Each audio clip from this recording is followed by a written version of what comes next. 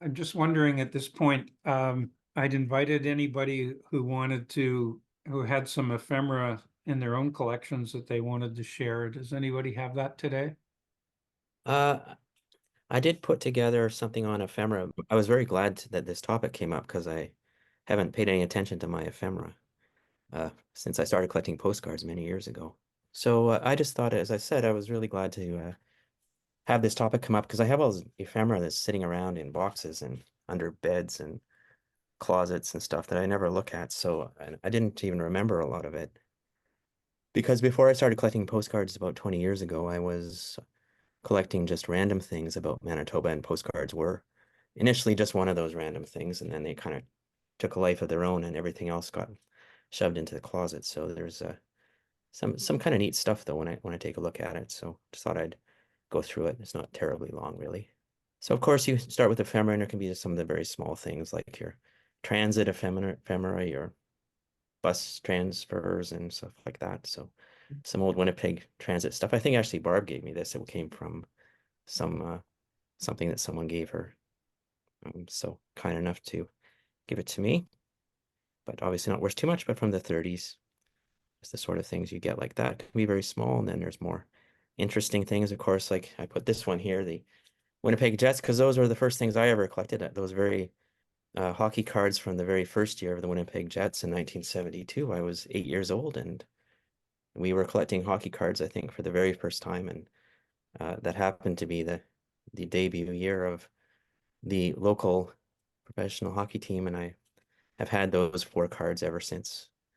So they're genuine. They weren't bought on eBay. They were actually bought by a little kid at 7-Eleven on St. Mary's Road.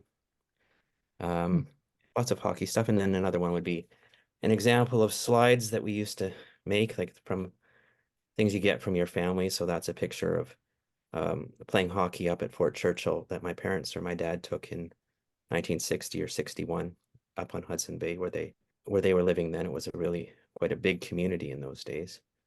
And that's a hockey game that they used to go and watch in the local rink. So kind of neat to find things around the house too. That's where you get some ephemera. Another thing that I collected a long time was highway maps. So they're kind of fun. I can get every single year. So that shows one from every decade from the 20s up to the 70s.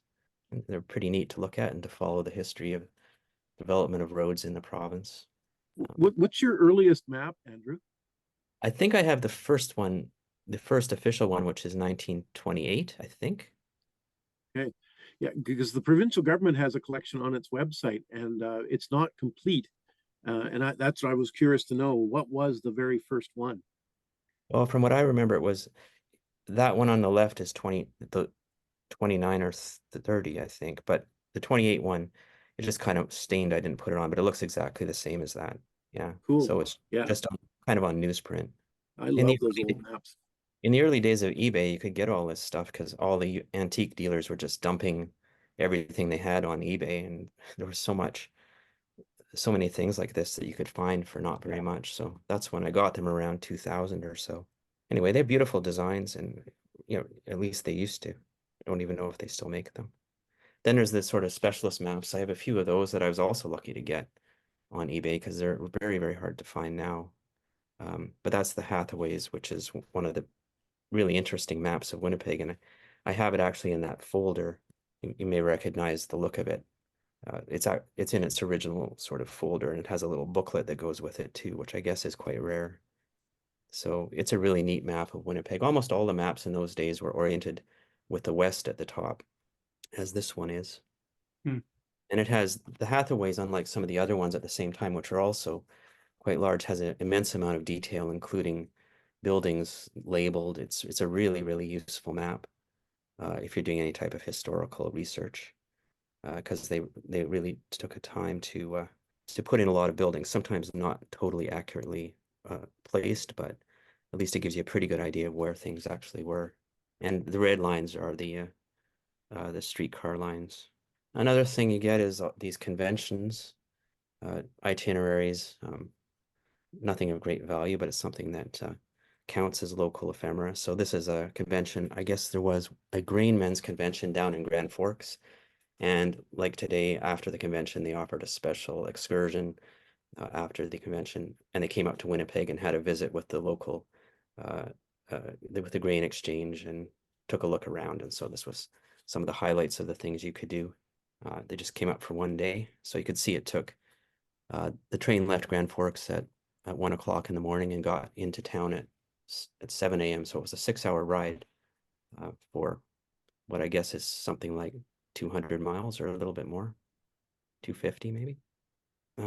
Grain, that's another thing that I think Barb gave me from some donation or somebody did. Just a grain inspection certificate, kind of a neat little thing. So they have to, I guess, grade all the wheat that comes in each boxcar. So it's got the car number, and then it's been graded Manitoba #1 Northern on its way to the Lakehead to be shipped. This is another convention, a bit more of an elaborate book. So the Canadian Society of Civil Engineers met in Winnipeg apparently in 1911, and they produced this view book just for their interest. So it's a really, really nice view book full of views, some of which you might recognize if you were at the last meeting. So there's our friend here, John W. Gibson's photo of the Winnipeg exhibition. At the last meeting that we had, talking about Gibson, I showed those two postcards, which are of the same image. And you can see superimposed on that one is one of those postcards, Valentine card. So John Gibson and these images were used everywhere. So that's a whole book full of what are presumably his images for the biography that I'm supposed to be writing for Gord, but haven't started yet, but I will soon. And there's another one. Our friend Buffalo Bill also gets into the convention view book, another Gibson image. There you go. So you can see these photographers had a lot of outlets to sell their work. We talked a bit about magic lantern slides, so I just they're kind of hard to get images of, so I did manage to get this one today of one of them that I have. And so this was done by a company called Milliken and Lawley in London, and it's looking kind of northeast from the top of City Hall, or maybe it's the Union Bank or one of them, from Main Street anyway, north, and that's the Red River in the background, looking kind of across what was then a residential area in by the river. So you see some of the signage and that kind of thing, and some of them actually because they're preserved between the two pieces of glass that Gord was describing, actually some of the images are actually quite good. If you can actually get a good print of them, they're occasionally about the best images you could find because they've been preserved so well. So I have maybe 10 of those of Winnipeg. Now you'll see at the top it says Canada Lecture Series. So that is what the Magic Lantern slides were largely intended for. So people not having televisions and not having movie theaters to go to were hungry for information, for images of places, which is why they love postcards, but also they would go hear from world travelers who'd gone to an exotic place like Winnipeg to them, and they would get a show of these Magic Lantern slides and then would be described by this person, and they would learn about all these different foreign places. So that's what a lot of them were used for, because not everybody would obviously have the Magic Lantern projector, but people made their living both taking these slides and then going on speaking tours where local people would crowd into the community hall and hear a lecture about some place that they would never have a chance to see. So that's one of the things that these were used for, sort of very distinct from the stereoscopes that were very personal and you just use them in your home. These were more for public display. And that's a stereo view, same thing that Gord had, so one in common there. But I agreed with him that it was a terrific view, so that was why I also chose it as an example. Share certificates is another thing.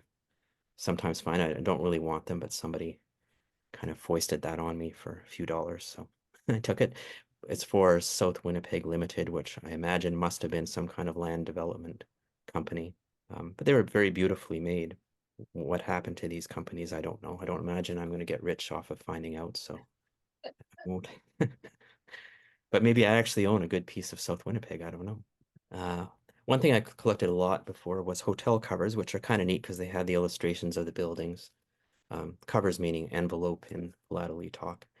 They have the illustrations often of the buildings quite elaborately engraved and are just often quite pretty. And so this is one of the nicest ones. because it's so old and the hotel was such an important hotel. In the early days of the city, it was the first really large hotel west of Toronto, I guess, or west of Ontario in Western Canada. And it was built in the 1880s, late 1880s, and then it burned down in 1898 or 99. So it didn't last very long, but it was a big opulent hotel downtown. And so this was its envelope, and it's addressed to Mrs. J.S. Aikins, who was the J.S. Aikins was the brother of Sir James Aikins, who was a very famous lawyer, founder of the Aikins law firm, which is the biggest law firm in Manitoba, and was, I think, Was that hotel, is that the one that was owned by one of the railways? yeah, I think it was Northern Pacific, I think it Northern was. Pacific, yeah. It was right next to the Northern Pacific station. Okay. So yeah, it was quite a thing when they decided to build it. I mean, a source of immense local excitement and pride that I think it was an American company wanted to do this in Winnipeg, in little old Winnipeg. It was a coming of age thing that they would build a big hotel like that.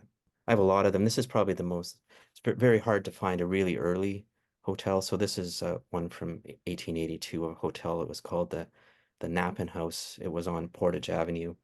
It didn't last very long either. It was a wooden structure and it burned down. It had some kind of interesting story, which I fortunately couldn't look up again. But that was kind of a neat find that I got in a bunch of other covers that I bought. So made the purchase worthwhile.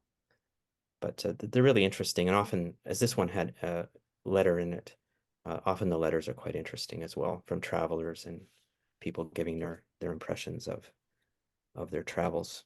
And that one you can see has actually gone through the postmark through St. Vincent, which is on the border by Emerson in Minnesota.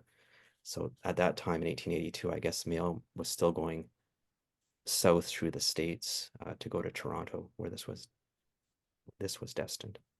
Oh yeah, so not just paper, but I have some, for some stupid reason, at some point bought some crockery and stuff like that.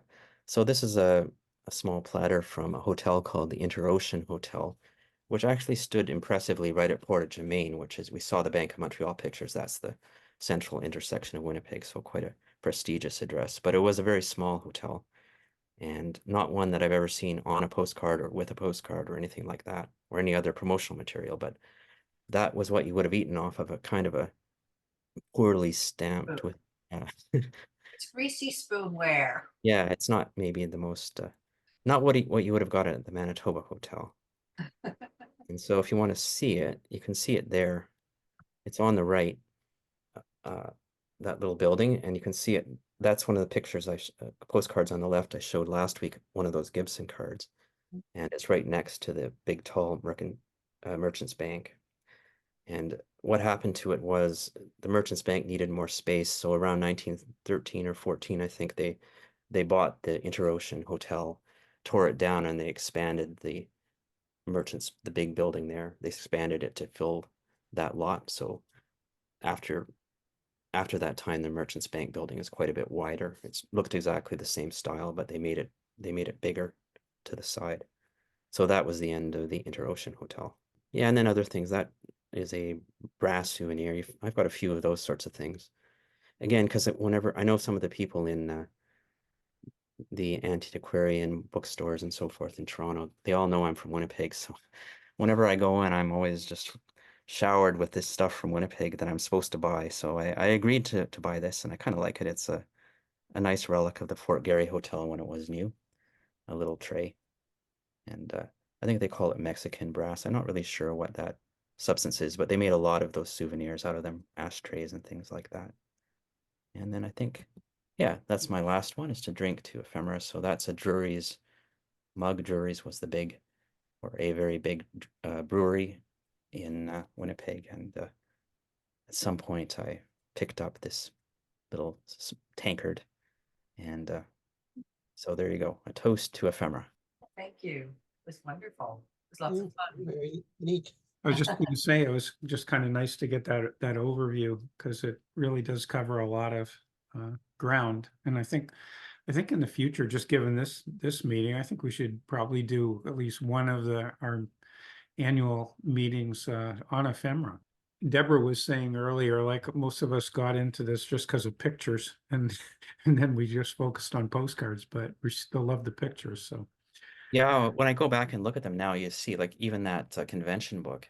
I never realized that those were all those Gibson pictures before because I haven't looked at it for 15 years. right. So I'm about to look at it and I'm seeing the connections with the postcards that are actually quite valuable. So yes, let's do that.